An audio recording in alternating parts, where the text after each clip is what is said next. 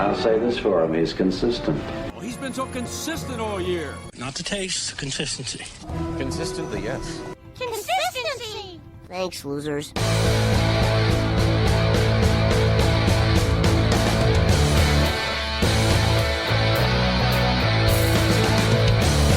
And we are back for another week of the Fantasy Football Consistency Show. As always, I am your host, Bob Lund of Big Guy Fantasy Sports. And normally on the other side of the glass is our good friend Ron Rigney. But, you know, Ron's a teacher full-time, and it's his spring break. So guess what? He went up to visit his family. His dad having some health issues, so we wish some prayers towards his dad and just, our thoughts with him through it. So some tough times for him. So Ron's up there visiting with his dad and his family. So we're giving Ron a little bit of a break, but I got really lucky with this one, folks. Got a really special guest for us tonight. We're going to dive a little outside of consistency. We're going to talk about dynasty leagues. And we've got the author of the book, The Analytics of Dynasty 2020 edition. His name is Jordan McNamara. Jordan, how you doing? Thanks for coming on the show, man. Great to have you. Yeah, Bob, thanks a lot for having me. I'm really excited about this. Jordan, you put this book out, and as I read the intro and the foreword of it, and as somebody who's written a book and does it every year as well, I know how important it is for the family to be supportive, and that's great. I see your wife and your daughter in there, Gracie. That's super cool. But talk about how this whole idea came together. Just kind of give us a brief overview of that, and then we'll just kind of dive into the meat and potatoes of it. Yeah, just to be clear, my 2-year-old's the brain behind the operation. So beautiful. It'll just be... Yeah, I got you. So this is a second book. And so in 2018, so it would have been the football season of 2017, I wanted to get more into DFS. Right. And this actually all started as a DFS research project. I played a couple weeks. I felt like, I did okay, but didn't feel great about it. Mm-hmm. And I was like, I need some more data. So in the spring of really January and February of 2018, I dove full on in a research project. Didn't know where it was going to take me, but was aimed at sort of DFS research. I wanted to know player types and just value and success rates and all those sorts of things. And so, and I've played Dynasty for a while and I've played fantasy football for a while, but I started doing the research and it just kept like coming back to Dynasty for me. So I overlaid a lot of the data with ADP and I found some really stark conclusions. And so I just started writing them down and I didn't know, I was doing podcasts at UTH and I didn't really know what it was going to take me, but I wrote it down and I just sort of had like a crude outline. It was like 40 pages and it was in like 6 weeks. And I was like, this is a book. And so I wrote the first book. And so that was like a long journey through Dynasty. It was intended to totally be a one-off. It came out in 2019.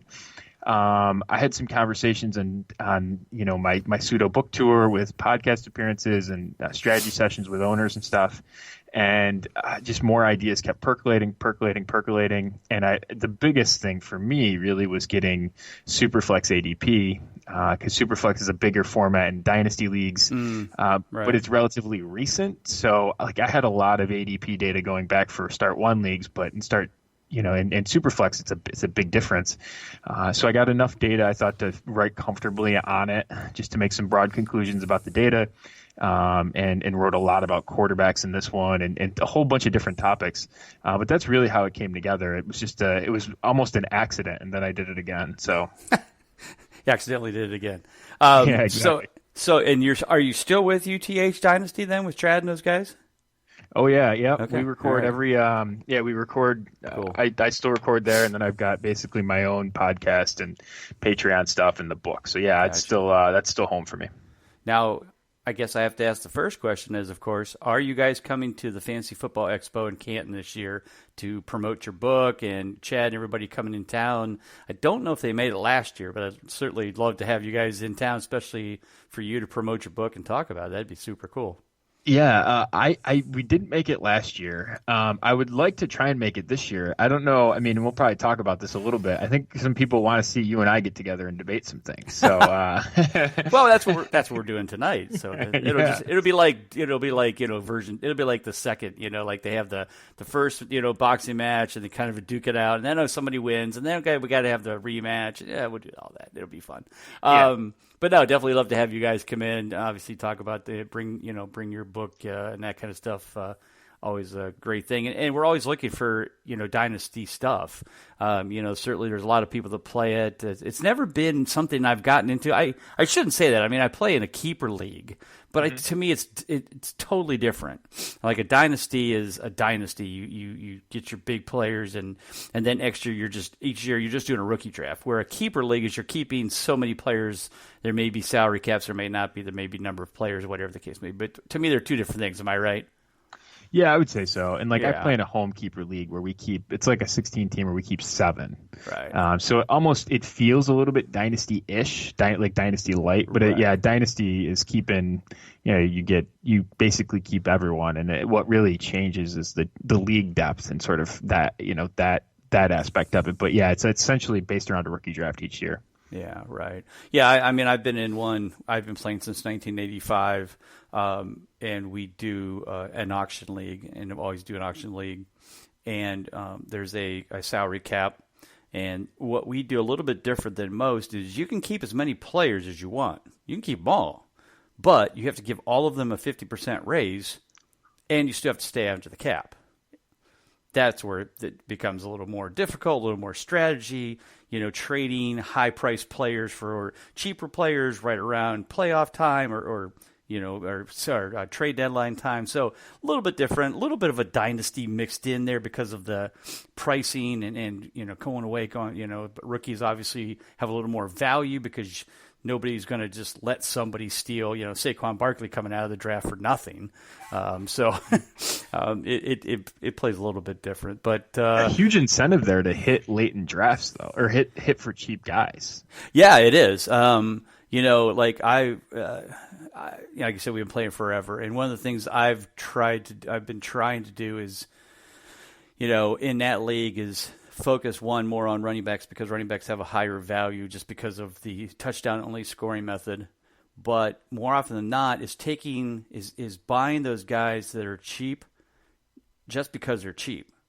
Like Darius Geis last year, I got for like $1 at the end of the draft, or $2, or something ridiculous like that, because everybody's like, "Oh, he's hurt." I'm like, "Yeah, I know he's hurt, but he's only 24 years old."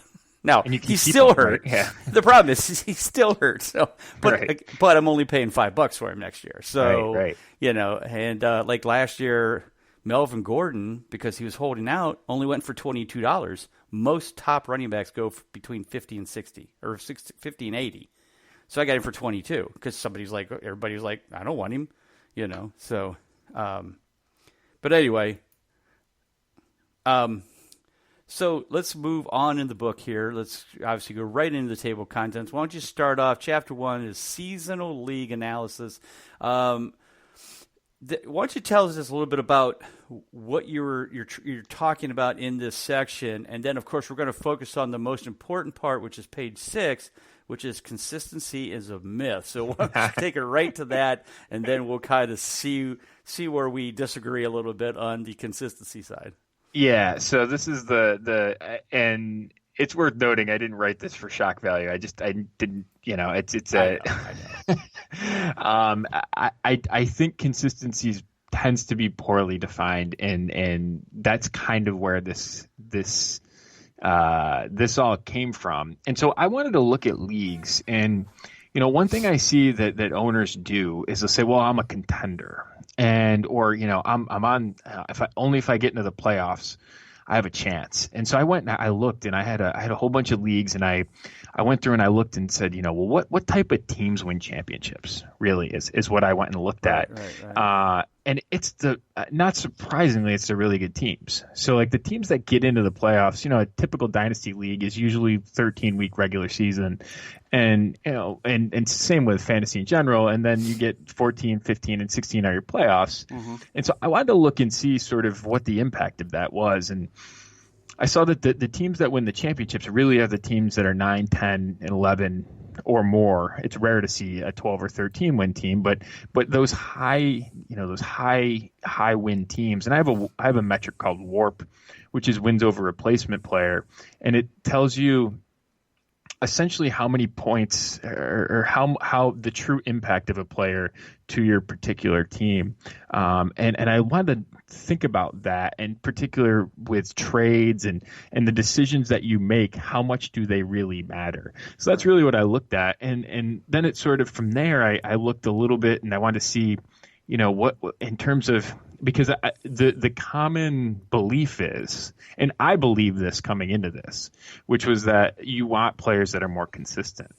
It's funny you say that, because while I'm doing okay with the selling of the book over the last 3 years, I don't think there's hardly anybody who they think about it. I think the key is it's in the back of their mind, but then when they see my stuff and they go, oh, yeah, that makes sense.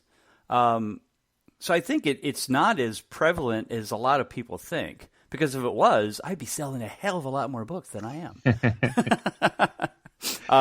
But I get your point. I mean, my data is showing one thing. Your data shows it in your way. Now, yours is more statistical.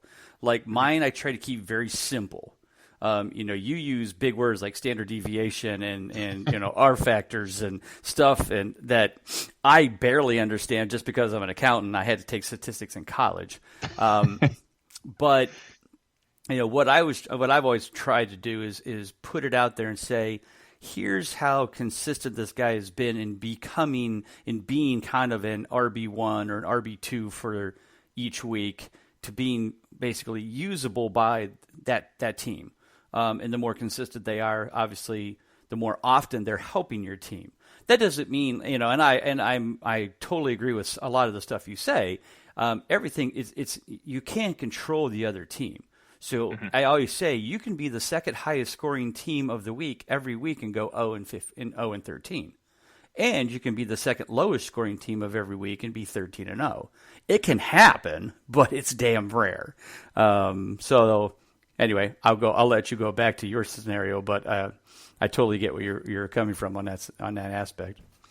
Yeah, and so I thought, because I've done some Twitter polls on it, and for example, one of the things that I looked at was I said, take the wide receiver 6 on the season who finishes with more points by definition than the wide receiver 12, but the wide receiver 12 scores them more consistently. Who would you want?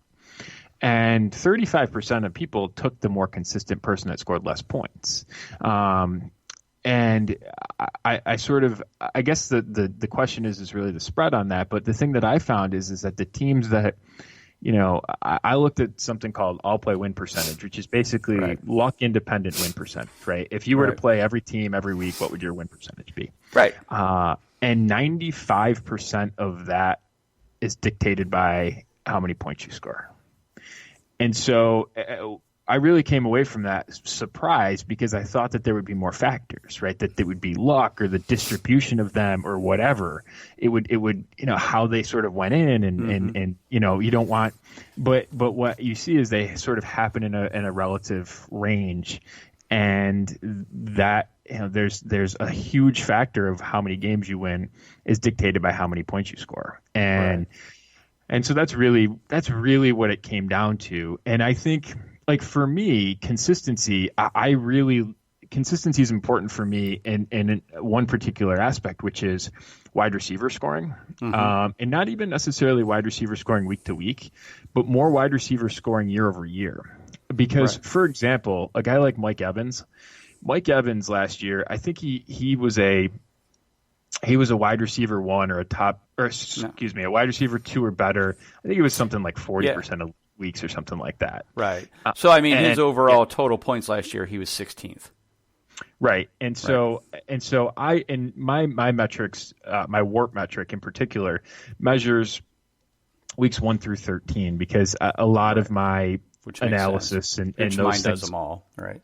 Right. And so he missed weeks, I think 14, 15, 16, and 17 last year.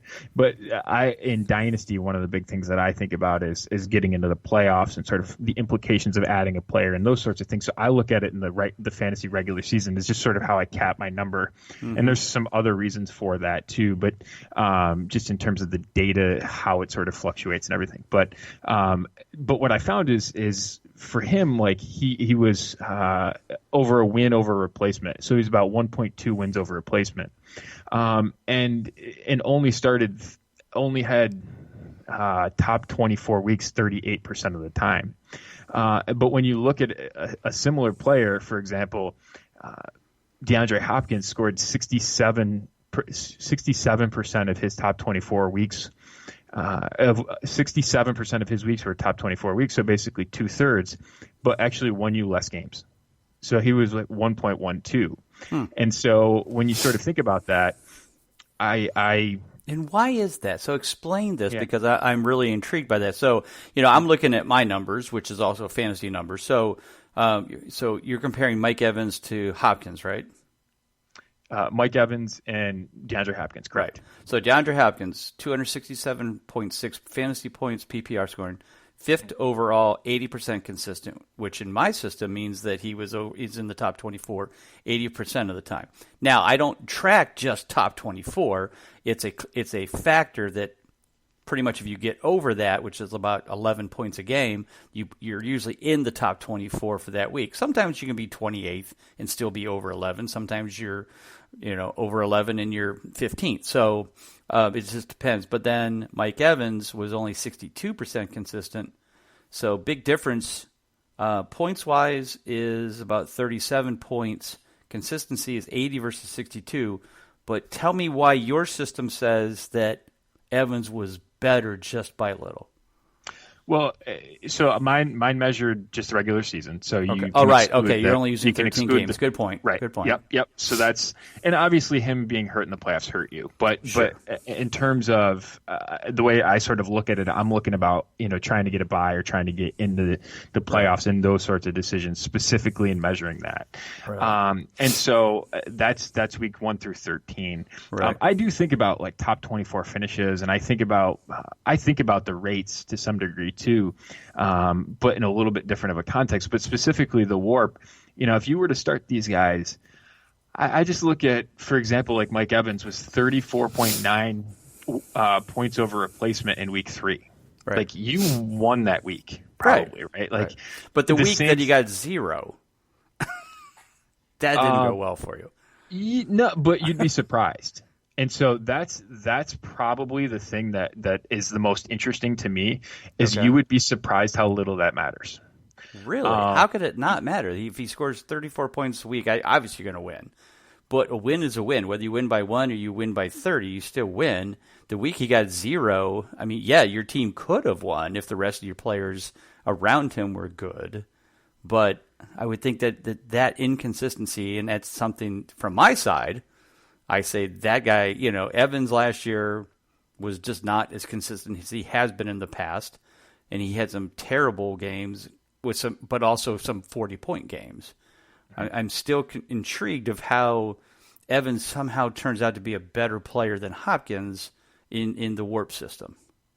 Yes, because because 1 through 13, which is part of it, right? 1 through 13 is definitely part of it. But the other thing that's a big part of it is Mike Evans' highs were a lot higher than DeAndre Hopkins' highs. True. They were certainly weak. Yeah, he certainly had a couple of 40 points, 35-point weeks where Hopkins was more consistent, obviously.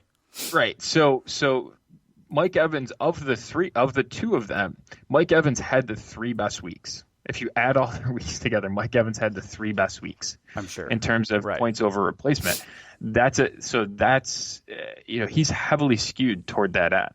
And DeAndre Hopkins had good weeks too, and I'm looking, like 20 points over replacement a couple of times, which is pretty good. Right, but Mike Evans was over 28 3 different times, so you probably won those games. Sure. What I think on the flip side, like the downside of a guy like that, only 17.9% of games are decided by less than 10 points.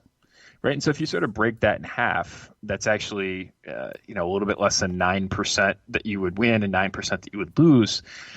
You're really not many games are decided by a few points, especially in the system that I use was really PPR scoring, and right. it's a little bit higher scoring than a non. Now you were also PPR. I think, if I'm not mistaken, if I remember from what I saw with your projections or your numbers, you were doing 10-team leagues, correct? 12-team leagues. 12 teams. Okay. All right. I don't know why I thought I saw 10. Okay. All right. So 12-team leagues, PPR. Yeah. So you're saying that most of the games are decided by more than 10 points, you said? Yeah. 80, more than 82% of games are decided by 10 points or more. Wow. By more than 10 points. That's like, amazing. for example, and this floors people, 26.8% of games are decided by 50 points or more. What? Yes. Right. Wow. And so that's, I mean, when you think about that, like, the downside really isn't that much. And I think, like, it's really tough to project consistency is the other thing too. And honestly, wide receiver is like an inherently inconsistent position, just because touchdown rate is such a big deal at that position, in terms of to score a lot of points and have big weeks, you need to score touchdowns typically, and it's just tough to predict those.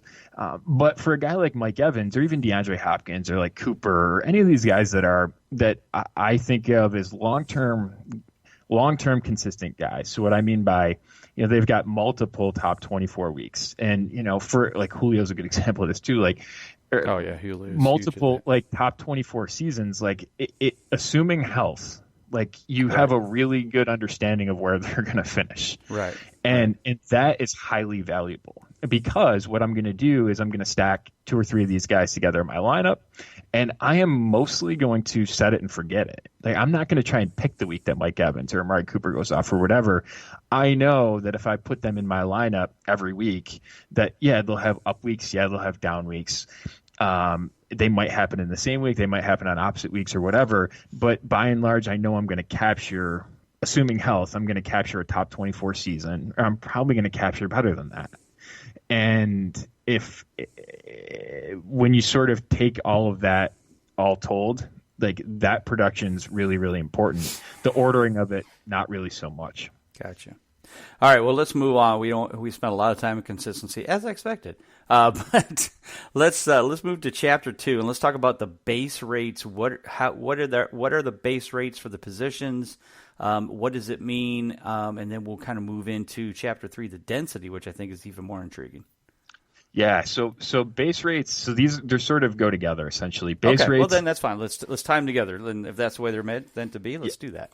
Yeah, totally. So base rates essentially measures, the question that it answers is if you know basically 2 factors about a player, you can tell sort of what their odds of hitting are, generally speaking, historically, which is how many years they've been in the NFL, and this is for players that have not hit yet. So for a hit, I define that as a top 24 season for a running back or wide receiver, a top 12 season for a quarterback or a tight end. And so for the guys that haven't hit, you can look at their draft pedigree, their NFL draft pedigree, which is what round they went in, and how many years of experience they have. And you can look at what those players have done in the past, and it'll give you a good idea of what the odds are to hit. So, for example, like my favorite trio of players to sort of do this exercise with is the third-year running backs who are round 2 picks that haven't hit. Darius Geis, Kerryon Johnson, Ronald Jones. Okay. Their base rate, for example, I updated it since I did the book because I added an additional year of data. It's about 28%. So you would expect guys in that category to hit. 28% of them have hit for a top 24 season. So when you think about that, like, I think the market is a lot higher on those guys than that historical rate. And there's reasons for why being high on that, right? Injuries and those sorts of things. Right. But that's really what it gets to. And it gives you a good idea historically of the type of tracks that players get. Density is sort of the flip side of that. It's once a guy is hit, sort of how dense is that hit. And again, it's by pedigree, by NFL draft pedigree and by position. So you can look and see, round one running backs, for example, that hit for a top 24 season, they hit really, really deep for, their hits are very dense. So that's, I'm a big fan of a guy like Josh Jacobs, for example, because of that, the sort of historic track that he's on. I mean, he's represents as lucrative of a profile as you can find, a round one running back who has hit, who was 21 years old when he came into the NFL. That's like the gold standard in terms of profiles. And then you sort of can look at different pedigrees and different positions and sort of get a different idea of how they sort of hit. And to know, hey, is this a guy that I want to sell off or I want to trade because I don't think he's really that dense of a hit, or this projects to be a type of one hit wonder type of situation. All answering really, I mean, density is essentially the question that it's asking is how often these guys aren't going to be one hit wonders is essentially really what I was looking at. Right. So if I'm hearing you right, what you're saying is Josh Jacobs should be somebody to target, definitely as an RB2, maybe a low RB1 going into your draft this year, because based on what he did last year and those scenarios of first round pedigree, hitting in his first year, that kind of stuff, you feel that means that he has even more potential to be bigger and better than he was last year. Is that what you're saying? Yeah. And okay. So, yeah, I think long term, like you look at, for example, guys that are round one running backs that have hit, only 21% of them are one hit wonders. Right. And so you really look at that, like it's a low, and the rates are a lot higher than that at any other round. So their floor is really insulated. And when you look at it, it's like 61% of them hit three or more times. And when you just think about like how deep of a hit that is, and you can get just really, really long-term hits out of these guys. So I really like Jacobs long term, and this year I think like his role will grow. It's funny because he's like the anti-Leonard Fournette, for example. Fournette coming into the season, we weren't sure if he could be a receiving back. He answered that question in spades. Now, like Jacobs, we thought coming into the season, like if there's anything that he really does really, really well, it's catching the ball out of the backfield. We had concerns about him running as a full-on bell cow. He essentially answered that and didn't catch passes. So. Right. Like I think there's a lot more on the bone there in terms of what he can do in the NFL. Right, definitely. No, he's definitely talent there. All right, so we talked about density, we talked about your rates. Now let's move into let's focus on Chapter 4, your guide to kind of future rookie drafts. Talk about the 2019 class. And then if you can, if it makes sense, kind of move that into the 2020 rookie class, or do we not make any decisions on 2020 rookies until they play a year? So that's a good question. So I looked at the 2019 class, and again, I come from Dynasty, so the rookie draft is such a big deal. Like if there's might be right. There's like 4 or 5 events every year that are just a big deal. And the biggest one is really the NFL draft for Dynasty because that's the new influx of players. Right. And so, and the combine's a huge deal, and like the Senior Bowl's a big deal because you're getting all this new stuff on rookies. And so I looked at the draft, and everyone thought last year's draft wasn't very good.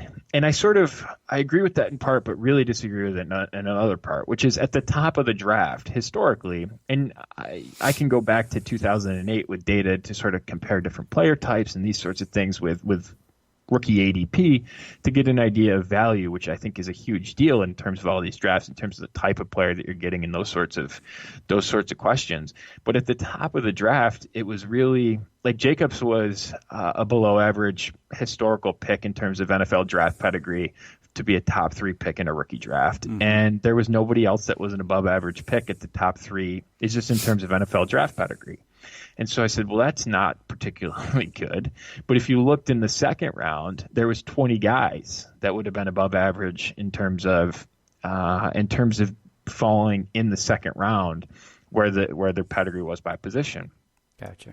And so I said, okay, well that really means that the the play was to take a lot of those shots because those are actually good historical values. You're getting your odds are in line with what has happened historically, and if you're able to trade down and take multiple of those shots or kick it to the future, for example, that was a really lucrative strategy historically. And so I thought that it made a lot of sense in terms of how to navigate a draft. Like it's like you go back to 2014, like in 2014, it was such a good class. It was really hard to miss. I mean, you just as long as you didn't like take, I think the joke was don't take Marquise Lee. But besides that, like almost anyone else that you took was particularly at receiver. It was fishing with dynamite. In a bad class, that's really where you learn to navigate it. Like this year, I think this is a good class. So I think the value, the decision points are really impactful about how you should think about your picks. So yeah, I broke it down. I looked at a lot of historical stuff in terms of the type of players that hit, and draft pedigree is such a big deal for different positions. In Dynasty, you don't really have the luxury of waiting a year to find out whether or not a player hits. Right. So you have to come in and have a really good understanding of the types of players that you want to get. And I think personally, you should really focus more on the types of players. One thing I look at is profiles over players. Okay. I want to find really good historical profiles and then take players that reflect that profile. So the NFL draft is hugely important because draft pedigree is such a big part of that calculus. What are you looking for in a profile of a player that makes that separates the men from the boys when you're looking at it from your perspective? At quarterback, I'm looking for top 10 quarterbacks. Quarterbacks selected in the top 10 of the NFL draft. Okay. For running backs, I think round one running backs are, like I said, especially if they're 21 years old, that's like a platinum standard in terms of fantasy success. So those guys, day two running backs aren't quite as good, but are historically really good. They're a step down, I think, relatively obviously, but their hits are pretty dense too. And their hit rate's pretty good.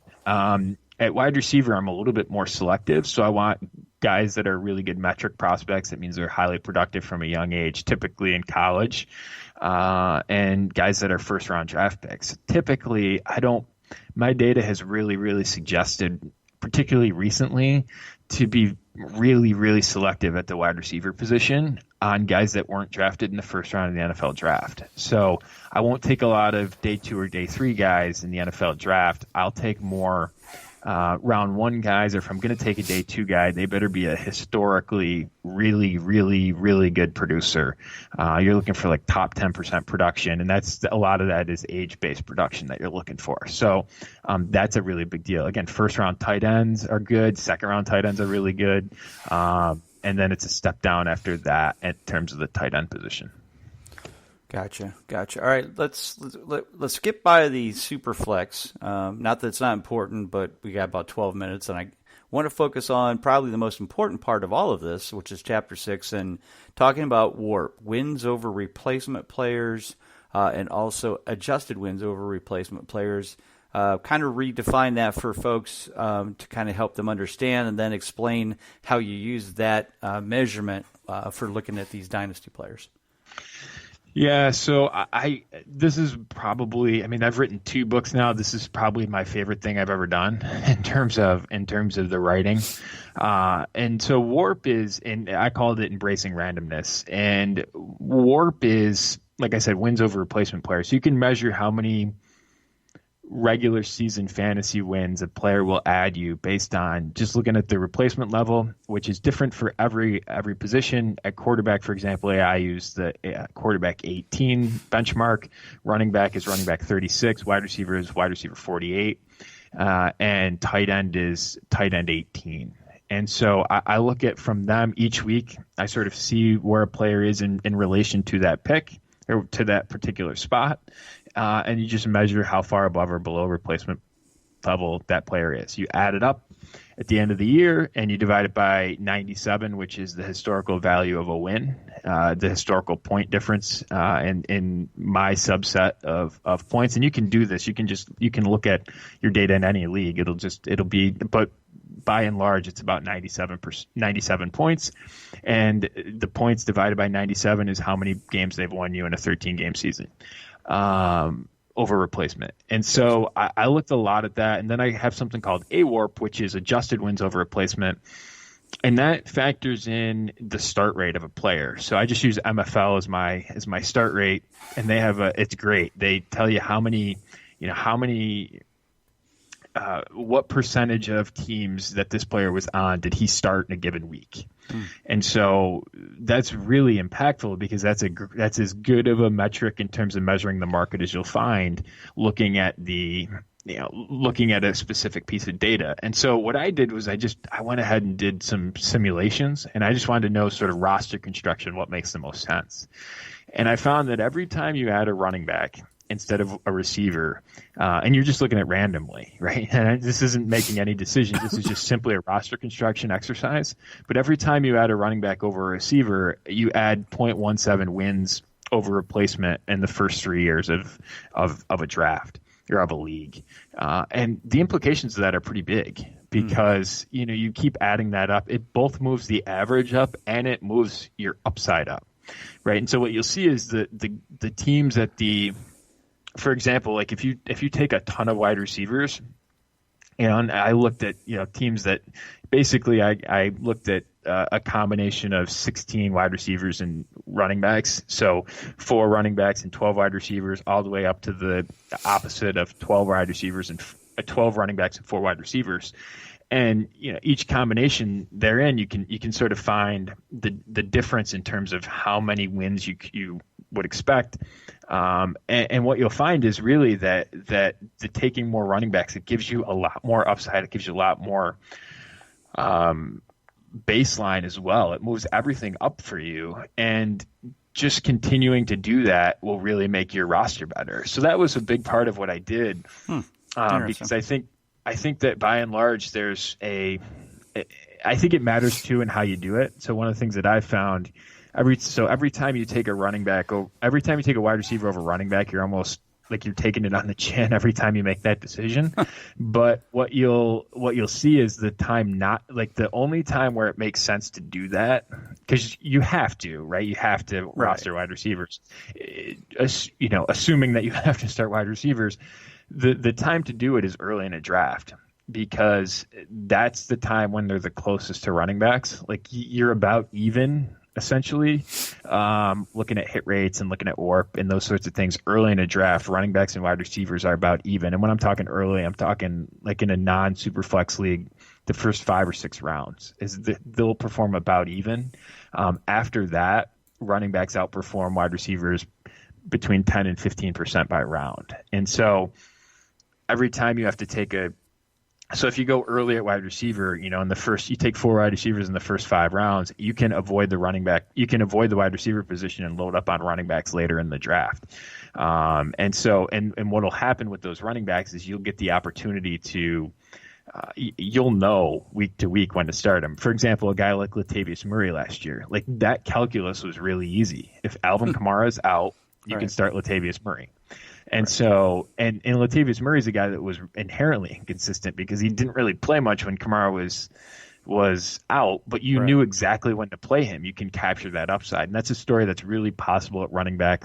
There's a huge injury rate at running back in terms of you can expect about 9 of the top 24 running backs coming into the season to suffer an injury that'll cost them 4 or more consecutive games.